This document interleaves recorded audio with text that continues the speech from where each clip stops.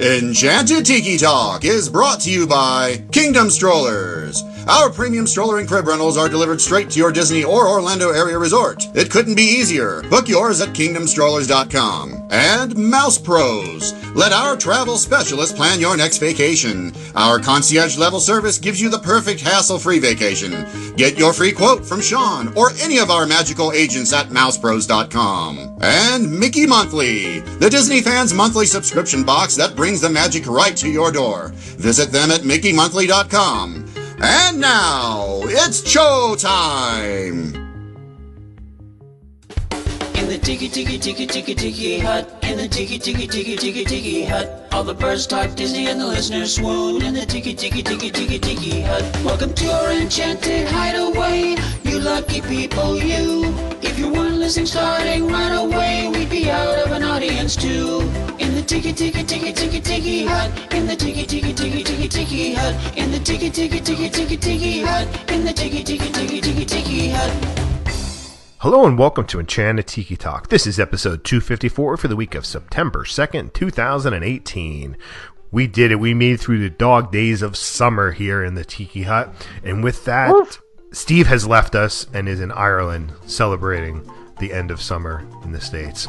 So, bon voyage, Steve. I hope you enjoy it. With that, I do have Keith with me. Lonely. I'm here. Hello. One is the loneliest number. Thanks for joining me, Keith. And back from his hiatus is Matt Holly. You know him. Matt, what's going on? Just hanging out, guys. Appreciate you having me back on. Oh, you're welcome. I'm glad you were able to come on. I mean, one of the reasons why we wanted to have you on was, for the segment, we're going to talk about Keith's trip report. And you guys can talk about Toy Story Land, whereas I have no input yet. There's a lot I can talk about Toy Story Land. I'm going to try and stay as positive as possible, but I'm not sure how well that's going to go. But I didn't think it was that bad. I mean, there are some things I think could have been done better, but I don't think it's that hard to stay positive with it. Well, no, I mean, it's not like horrible, but no. It's not like we're talking to Safari Mike or anything. Oh, yeah, no, it's not that level for sure. All right. So one of the things I wanted to say here this week on Enchanted Tiki Talk was when Matt and Scott left was that we had changed the opening to the show. I don't know if we've ever addressed it before, but I mean, I think we just changed it. I don't know if we ever talked about it, but one of the reasons why we changed the opening of the show was that before Alan had passed away, we had talked about redoing the opening, and we just never got around to it until now. Initially, Keith and I really liked the opening, and sometimes not so much, but I don't really want to go back to the old one. But so here's what I want to do is, if anybody's musically inclined, do a whole new opening for us. Try to keep it like under 30 seconds, or if you're not like really musically inclined and you're good at like audio and changing audio and stuff like that, redo an opening for us, like no more than 30 seconds, and we'll play it on the show, and if we like it, maybe we'll keep it. And maybe we'll send you a present. Ooh, a present. And if you're in Ohio, within an hour's drive of where Keith lives, he will cook you dinner. Yes. What if they're an hour and 1 minute away? Then it's too far. Oh. And if you win and you're near New Jersey, maybe I'll make breakfast for you. But you have to be like within like 5 minutes, though. With the tax on gas. I mean, no, it's getting ridiculous. I don't think people want to travel that far.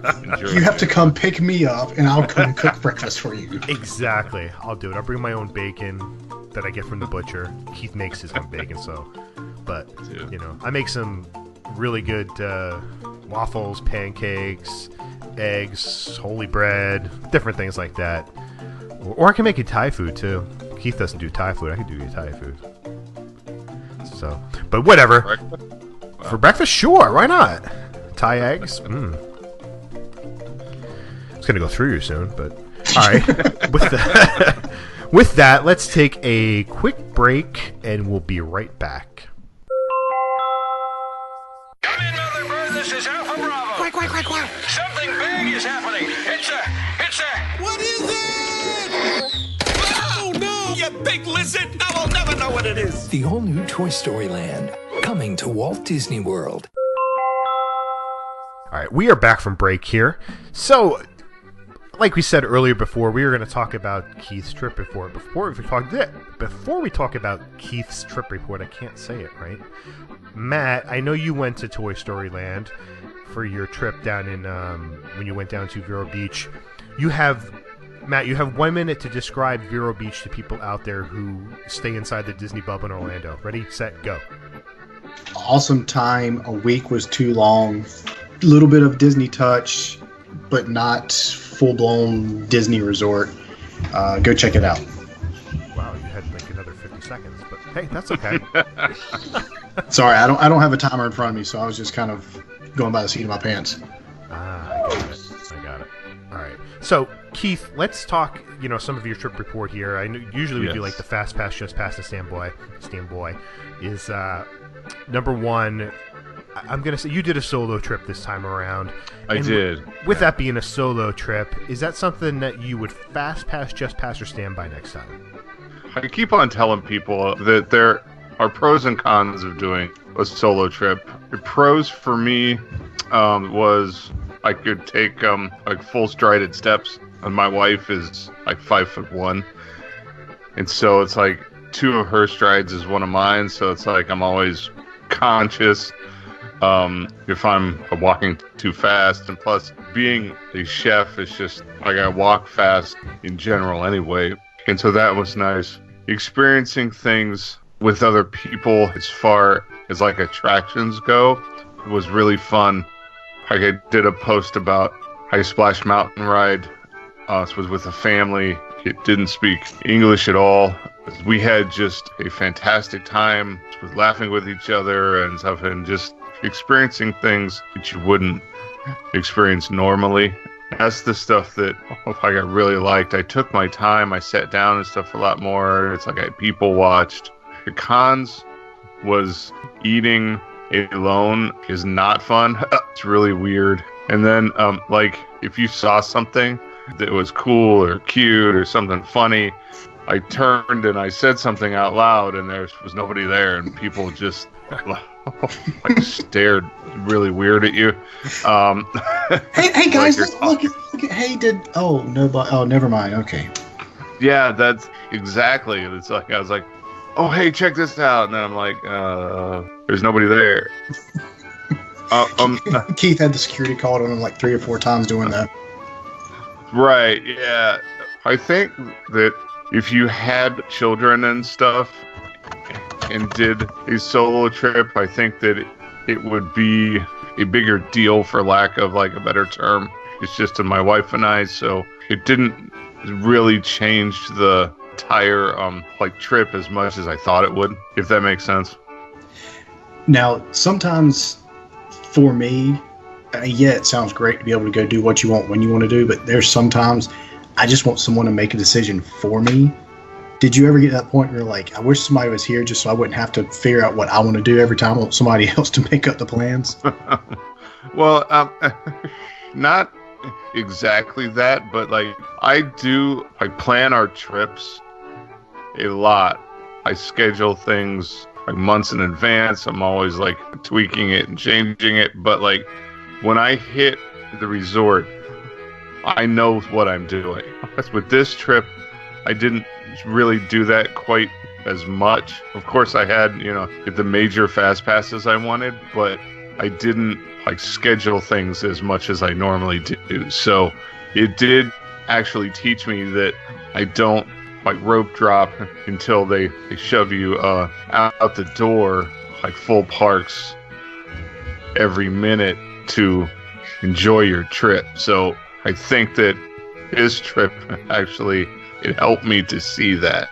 What were some of the things that, I know you said the ride with Splash Mountain with I think you said from the family from Germany, but what were some of the things that you did that you probably wouldn't normally do if you had somebody else with you? Like I sat down and stuff, like a whole lot more. Jenny never let you sit down. No, it's just like I people watched a lot more, which I don't normally do if she's there. of course, I rode things that, like, I haven't rode 2 or 3 trips, like Rock and Roller Coaster and stuff like that, that I know she won't ride, even though she's fine with waiting if I want to. Like, sometimes I feel bad with leaving her for so long to ride like a 2-minute ride, so I just don't do it. But she's a big girl. She can take care of herself. I know, but it's just that with me, it's like I always feel responsible for, this is weird, but it's like I feel responsible for their trip. Especially, it's like if we take down extended family members and stuff like that and stuff. So like I put like their enjoyment over mine. And sometimes I don't do things that I would want to because of that. So with a solo trip, it took that whole part of it like away. So like I wasn't concerned as much about other people. So, which I'm not sure it's like if that's a character flaw of mine or what, but with a solo trip, it changed all that. You just don't want to end up in a situation like I had. Now, granted, at the time my wife was pregnant. I don't know how far along she was with Nolan, but she was pregnant at the time, and we were in Epcot, and my brother had fast passes. I think we all had fast passes for Test Track, but obviously she couldn't ride because she was pregnant. So, we go get in line, and it was one of those situations where we get in fast pass and it ends up taking like an hour to get through the fast pass line. And I have never walked out of a line and had that kind of wrath before. I mean, it was not a pretty sight. And she was upset, obviously. And I think she said something about, I'm going back to the room or whatever. So I just kind of turn around and go to the next attraction. Next thing I know, she's standing behind me, and I turn around. She's like, I don't know how to get out of this park, so you have to come take me back to the room. So that was a fun bus ride back to the resort. Oh, wow. I bet. So, Keith, what is how did you like eating alone? I know we had talked about that through texting. I know you weren't a big fan of that, but you did mostly quick service, so that's a little bit easier than sit-down restaurants. But just tell people a little bit about that experience. First of all, this trip was your first trip. I used the mobile order system, which I absolutely love, by the way.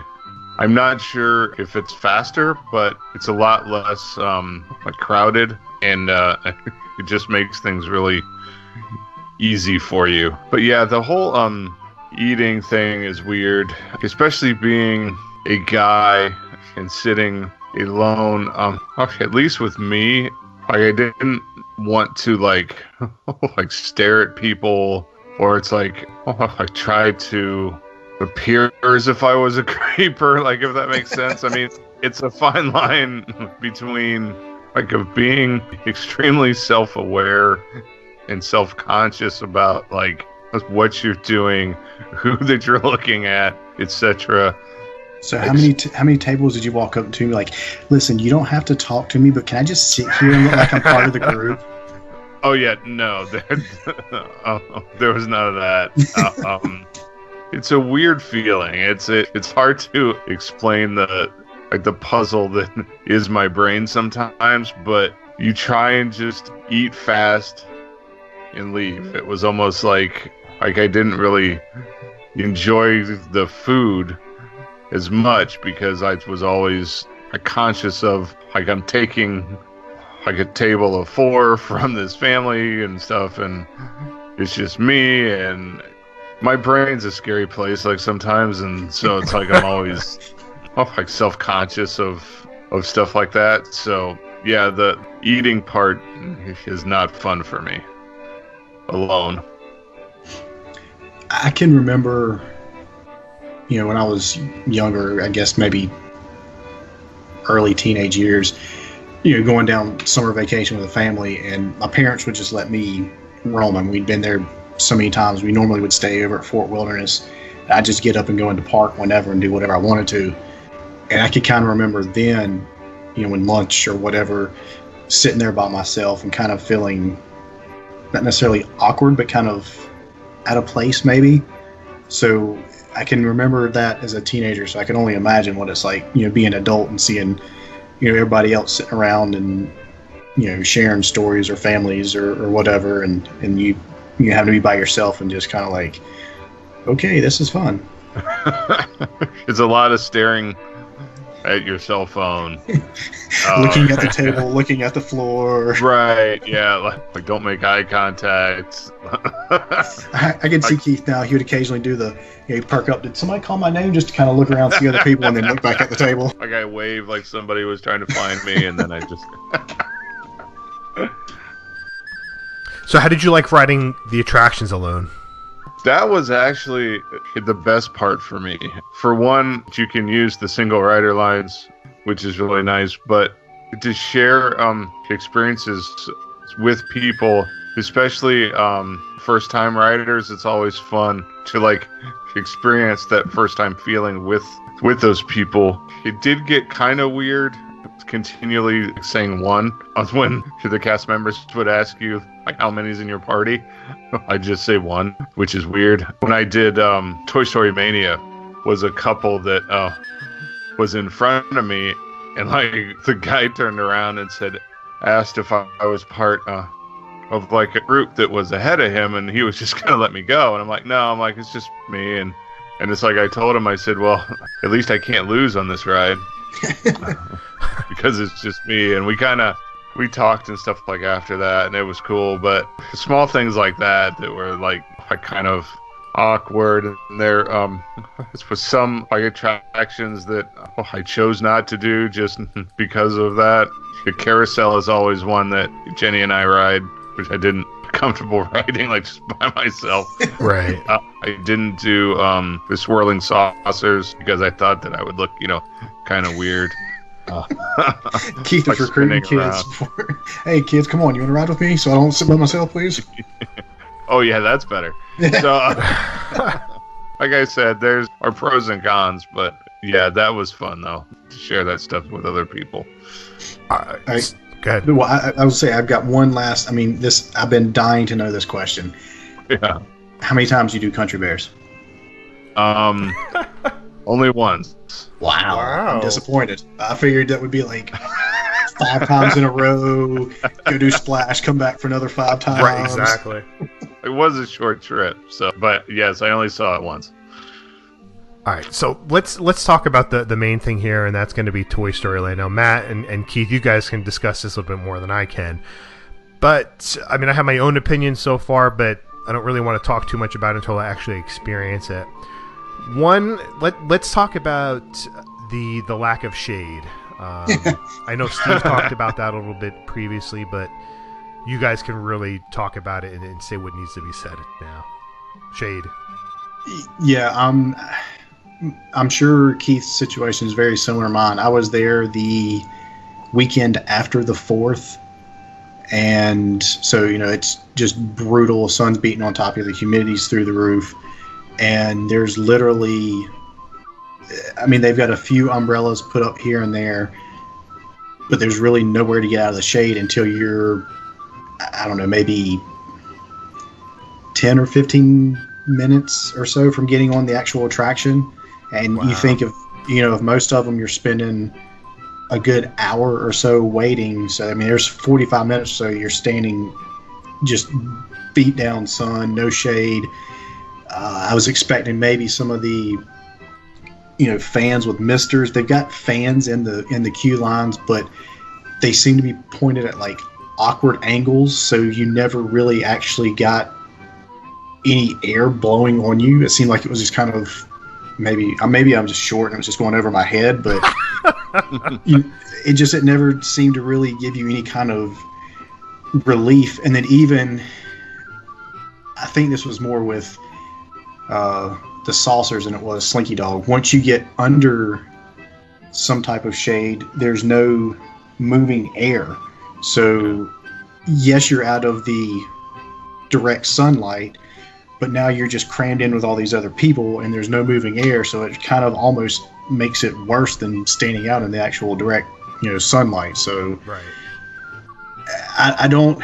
I mean, I understand what they were going with the theming and everything. I don't know if someone, there's lots of smart people at Disney. I'm sure someone along the line probably had to go, this might not be the best idea for Central Florida. But, I don't know if it's something they're going to try and alleviate and fix in the future. But right now, I mean, even it was towards the end of the day.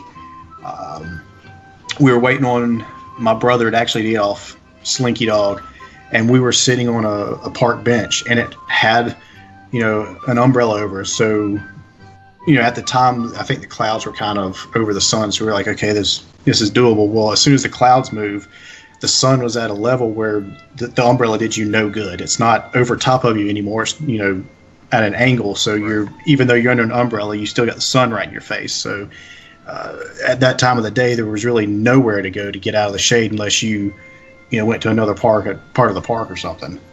I told people, since everybody was asking me about it, I told them avoid that land until after sundown. I was there August, like the middle of August, and it was horrible. Like Matt said, there was no shade. It's pretty much a smaller land anyway, so there is nowhere to go to really get some space or get some fresh air to breathe. I mean, his sun, it drains you. I took a quick, just like a walk through during the daytime and stuff. I took a live video. I saw the Green Army Men. They did a little like a performance that was really, really funny. It was really cool.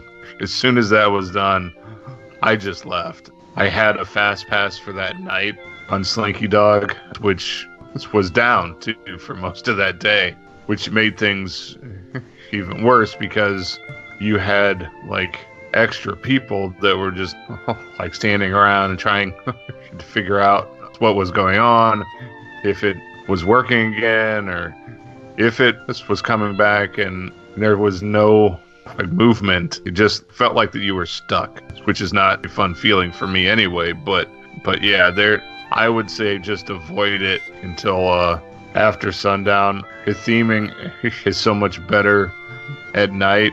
It's lit up and stuff anyway, so I think that you would have a better experience leaving if you just actually saw that land at night. Yeah, we actually ran into a situation. I guess it was about 9 o'clock, maybe 10 o'clock that morning when we actually got to Hollywood Studios. I did not realize it was like a 2+ hour drive from Vero Beach, so that was not fun. Anyway, we got in to the park, and the first thing we did was go straight back to Toy Story Land, and we hadn't been there long, and the heat and everything, just my wife was like, I don't feel good. I feel like I'm about to pass out. There's literally nowhere to sit down to get out of the heat.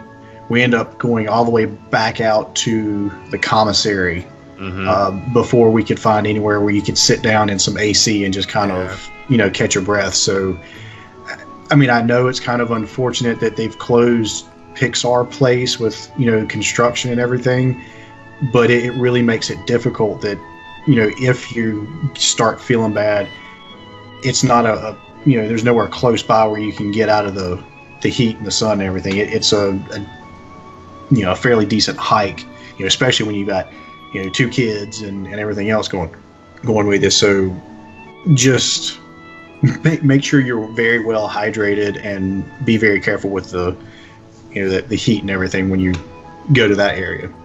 So what did you guys think overall of the theming as a whole? I enjoyed it. I was disappointed. We ended up leaving I guess it was about 7 o'clock that evening, so we didn't really get the full effect of it at nighttime. So I'm kind of looking forward to going back and being able to see it, at night. Like Keith was saying, I think it's kind of a plus and a minus. The Green Army Men are constantly out, and they don't have the normal handlers like you would with a typical meet and greet. Right. If you want to walk up to one of them and take a picture or interact with them, they're out there constantly, so you can just walk right up and and they're in the full full stick, So I mean, they've got everything going on. But on the downside, in the middle of June or in the middle of July, and like Keith was saying, in August, it's not exactly a huge wide open area. So you got all these people packed in, and on top of that, you got these army men that are in and out trying to do their little show. Especially when you got the drum corps that comes through, it gets very crowded and it can get very overwhelming very quick. Okay. The theming is spectacular. What they did, the small touches that you find if you look for them. The cue for Slinky Dog is really, really nice, like theming wise. Like Steve had said, the new pathway exit from Midway Mania back to Toy Story Land is really, really fun. There's a bunch of... It surprised me. That thing goes on forever. I mean, you twist and turn and turn and turn, and finally it dumps you back out. But I was surprised how long. Does. But I mean, yes, it's well done. But I mean, you walk a long ways before you actually get back into the land. It's a nice hike back. It's cool that Jesse and Rex talk, like you can hear it. The Woody sign there, it talks to you and says things. It's well done, theming wise. I just love the cooties by the bathroom. I thought was really funny too. So yeah, it's a well done like themed land. It's whatever. Keith, did it surprise you the amount of people that were lined up just to take a picture in front of the sign walking into the... I mean, I think they actually had a photo pass guy set up in there, and there was a queue for people just to take a picture beside, Woody and the Toy Story Land sign. I'm like, it's just a sign, people. It's not a meet and greet. It's not a character. It just kind of surprised me the amount of people that were just waiting just to have a picture taken there. Yeah, I mean, there was every time I got walked by there was at least like 50 people standing there. Wow. Yeah. And waiting for that picture. I'm shocked that they didn't actually have one set up like for a Pixar ball too. Yeah. But they didn't. But yeah, I mean, it's like a third attraction. Well, it needs more attractions, apparently. Well, yeah. It's got 3 now. I'm surprised they didn't put in a splash pad area. That's the biggest shock to me, is not having a splash area. I don't know where they would actually do it. Well, they have a spot for a third pad over there, whether that's going to be an attraction, a restaurant, or a combination of both. So they do have space. I guess they just didn't want to do it. I guess they're waiting to see what happens with Star Wars Land. That's kind of the thing I was curious about, is what are they going to do as far as the transition going from Toy Story into Star Wars? Like, now, obviously, once it gets in and they start, planting trees and everything, you're not going to have the view right into Star Wars Land like you have now, but they're very close to each other. I'm just curious what kind of a transition. Is it just literally going to be, oh, well, there goes, the saucers, and now we're in Star Wars now. So right, it'll be interesting to see how they do that. Right. All right. So let's just give your overall, the best thing about Toy Story Land and the worst thing about Toy Story Land. Best thing, I think, hands down would have to be Slinky Dog. I mean, I thoroughly enjoyed that coaster. I wish we could have done it, another time or two before we left, but unfortunately we kind of had the bad luck of we got in line. It was supposed to be an hour wait, and I think we waited close to an hour and a half before we actually got on it. So once we got off, we were like, we're not going to try it again. So but we really enjoyed that. Worst thing, I mean, I didn't try Woody's Lunchbox just because the line was never ending throughout the whole day, and again, there's no shade and there's nowhere to eat. I didn't want to go get a sandwich and sit down on a picnic table in the sun and eat. So I think they could desperately use maybe not necessarily a table service, but a counter service where you can get inside and sit down and use that as a relief from the heat and everything. I think that is the biggest downfall of that whole area, is you're just out in the open and to the elements. I mean, I couldn't imagine being in there and like a major storm roll through there, because it would be mad chaos, everybody trying to get out of there. Right. The best part for me, Slinky Dog Coaster. I mean, it's such a fun ride. It's extremely smooth. It's long, so that you do get your money's worth, like so to speak, when you wait for it. I think the most frustrating part for me was at Woody's Lunchbox. I did get the mobile order. I got the brisket sandwich. I did request without pickles. I got the tots, and then Their barrels, like the raspberry, the Pop-Tart thing. So it's like I walk up, press the thing that, like I'm here, whatever, and how they have a pickup window for the mobile people is like also used for a pickup window for the standby line, which is horribly confusing. You've got people who are waiting for mobile. You've got people standing there who just walked up and ordered and paid. You've got people who was walking up, understandably, for the free water. It was just a cluster. And then, apparently, if you customize the meals in any way, it takes longer because I have to actually make it fresh. Right. Right. Yeah. They can't just like pull it off the rack and hand it to you. So I probably stood there for a good like 15 minutes or so. Had to wait for my meal. The cast member, like, she gave me an extra tart as like an I'm sorry, which was fine. But I mean, that's a lot of food and stuff. So it's like I didn't even eat that, and I felt, once again, it's like I felt like kind of weird if I just like offered it to somebody Right. who was sitting there. So it's like I basically just like threw it away. But yeah, it's really frustrating at the Woody's Lunchbox for sure. But I mean, you know, overall, it's a fun land. The attractions are great, but you need to visit that place at night. It's Or in the basically- wintertime. Yeah, Right. time. Like January is probably good. All right, Keith, I want to thank you for sharing your trip report with us. And Matt, I want to thank you for coming on this week and sharing your experience at Toy Story Land and talking with Keith and I. Yeah, thanks for having me. I appreciate it. You're Enjoyed it. welcome. And why don't you tell everybody where they can find you if you're back on Twitter this week or not? I'm not sure. I'm still there. I mean, I don't have much interaction at all. But if you want to drop me a line, it's still mholly579, and if I see it, I'll say hello. Hello. Yeah. Hello, Clark. Clark. Hello, everybody. I should say that. All right. That's going to do it for this week. But first, I want to thank our sponsors, Kingdom Strollers. Get your premium stroller and crib rentals at kingdomstrollers.com. Let the vacation experts at mousepros.com help plan your next perfect Disney vacation. Don't forget to check our store at redbubble.com/Tiki Talk Podcast. You can connect with us on social media. Find us on Facebook at Enchanted Tiki Talk, Instagram and Twitter at Tiki Talk Podcast. You can also leave us a message on the Tiki Talk hotline. That's 256-4MY-TIKI. That's 256-469-8454.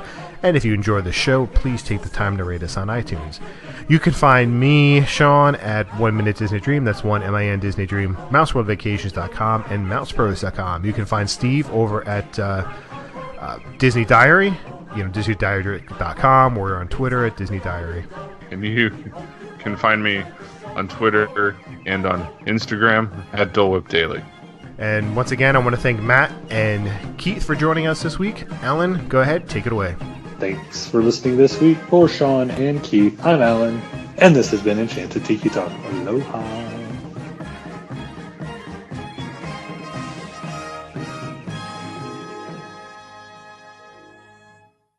Yeah, I don't miss doing the closing. I think it's the first time I did it without screwing up. It's not as easy as everybody thinks. No, it's not. It's a tongue twister. You start reading it, and then you get ahead of yourself, and you're like, "Oh crap, where am I at? I can't remember what I just said." Yeah. I'm like, I used to think like it was so easy for Alan to do it every time, and it was a lot longer too. Right. And I remember the one time he was over our house, and that's when we switched the shows, and he became the main host, and I took over his job at the end. And I screwed that up left and right. It was hard, It was not easy. Well, then you try to get creative. You're like, okay, well, I know I'm going to ad-lib something. And as soon as you like go off the beaten path a little bit, you're like, crap, I don't know what I'm supposed to say now. Yeah, I don't think I could do that just yet. I'm not ready. Enchanted Tiki Talk has been brought to you by mousepros.com. Let us plan your perfect Disney vacation. And mickeymonthly.com, where you can get the park sent directly to you. And by kingdomstrollers.com for all your premium stroller and crib rental needs. For all of us here, I'm David Benter. Thanks for listening to Enchanted Tiki Talk.